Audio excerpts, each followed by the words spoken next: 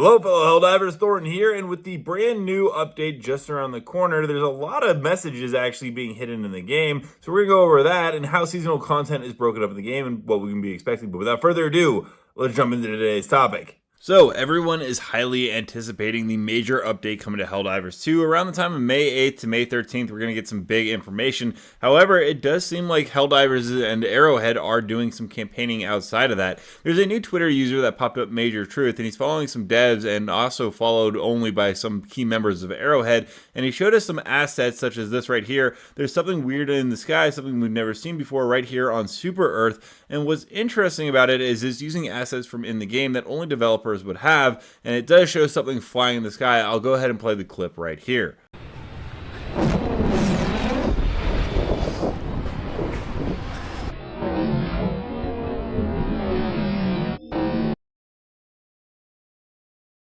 Now, this was also reposted by Iron Sights, a notable data miner who does seem to have some information about it, along with a bunch of YouTubers who also cover the game. And then there was a second follow-up post where he played some weird audio files and asked the users to try to describe it or transcribe it, and I'll play that file right here.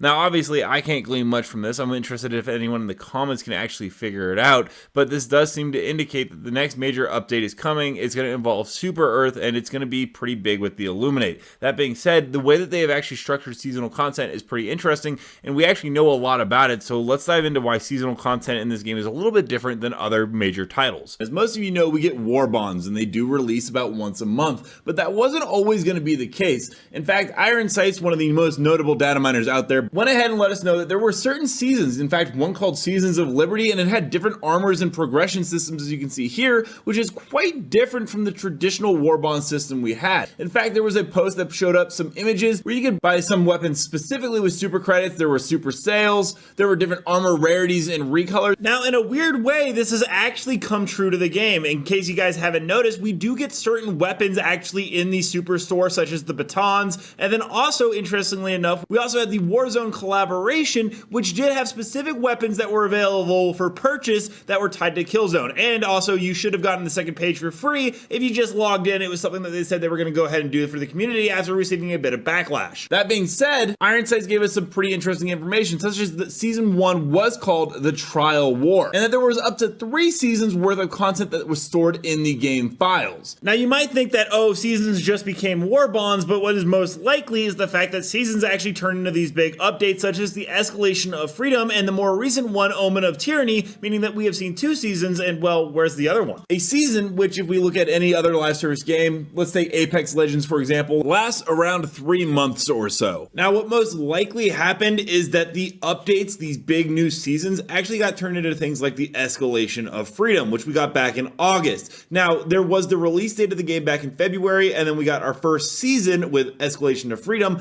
in August. Then in December, we got the Omens of Tyranny, obviously, as we had just mentioned, which means that it should be about every 3 to 4 months is a new season, which fits the cycle of other live service games. And they even have the UI in there. A lot of the stuff for the seasons are still found in the files. It's like they are holding onto it for something, Iron Sights says. But overall, he's happy they didn't go with the seasons pass. And I gotta be honest, I kind of agree. I think the war bonds are a pretty interesting idea. But with that idea of each season bringing in something new, and with 2 more additional past that, it makes us wonder what we could see for future enemies after the Illuminate. Well, interestingly enough, Iron Sights does let us know that there are rebels actually found in the files. So it wouldn't surprise me if at some point in the future of this game, we do get a rebel faction brought in. It could be a weather event, or it could be a seasonal event that we get in, and a 4th faction could be the rebels. There was also some talk that players are speculating that they hope to see something like symbiotes. Overall, there's still a lot of the galaxy map, but it's cool to know that they have at least 9 months worth of content that they have been working on, and that they moved from the seasonal pass to the war bond for cosmetics, but the content as in terms of gameplay mechanics are still planned with a set release date. Along with the new seasons, it does also appear that is going to be a form of ship customization coming into the game.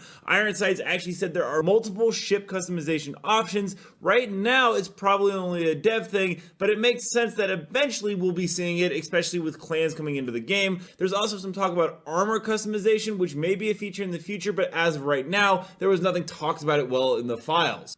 That being said, one of the game devs, Johan Pilstead, did say they are looking into it in regards to weapon armor customization, so that feature also looks like it's probably going to be in one of those seasonal updates or something very big in the future. You can actually go ahead though and see right here that there is a ship customization texture, which allows for the concept of new stuff to come in, especially when that clan stuff drops, because it's been pretty much confirmed right now that there will be a station in orbit around your current planet where you'll be able to actually use certain stratagems, like a nuke that will be coming in the future that will use clan stratagems. There wasn't too much more info Iron Sights could share about it, but it is pretty interesting. It has probably something to do with the tactical nuclear warhead, although at this point it could be scrapped. It was a stratagem that originally was designed to use super credits on. You spend credits and you launch a nuke. That's pretty interesting. We haven't seen a whole lot of pay to win stuff in this game, but it is PvE, so it isn't out of the realm of possibility. Luckily, there's no PvP component where pay to win would be very bad. Now, there's also some other interesting stuff with clans coming in, such as there seems to be a function for arm wrestling. This is going to be a little mini game. It's not too complicated. You just spam your button and you try to outdo the stamina on your opponent. I don't think it's going to be an absolute game changer for this game, but I do like the fact that Arrowhead is experimenting with little fun ways to just make the galaxy and the universe feel more alive and more of a sense of camaraderie with your teammates and more. Now, there is also some other interesting stuff that was talked about. As you can see from this image right here, there are a bunch of armor sets and they have purple, blue, and gold/orange around them, and then one that doesn't have any. This is because apparently armor rarities are very much a thing that we could be seeing coming into the game in the near future. It is interesting as you can find super credits in game, so it's not the most pay to get the items thing ever. You could just grind it out, which is a system a lot of other games do. So overall, there's a lot to break down and digest with that, but now we're going to go ahead and hop into the community clips. Remember to hit me up on Thorn and Smash on Twitter to go ahead and submit some of your guys' own clips, and I'll go ahead and include them in the video. But without further ado, let's roll it. Countdown initiated. Stand by for takeoff.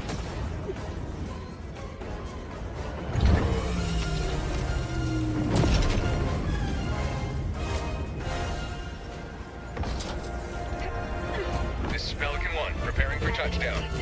Objective located. Requesting air support!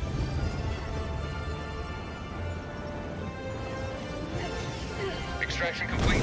Pelican 1 beginning ascent.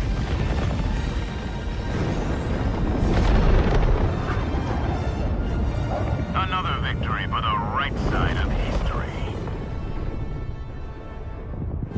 C.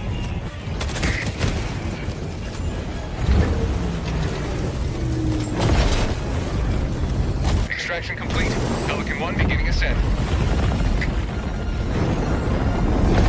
Let me know down below, what are your guys' thoughts on Helldivers in the near future with the major updates and how seasonal content will be delivered going forward. Also, don't forget to check out this video right here where I cover more Helldivers 2 news on the daily. And until next time, everyone, thanks for stopping by.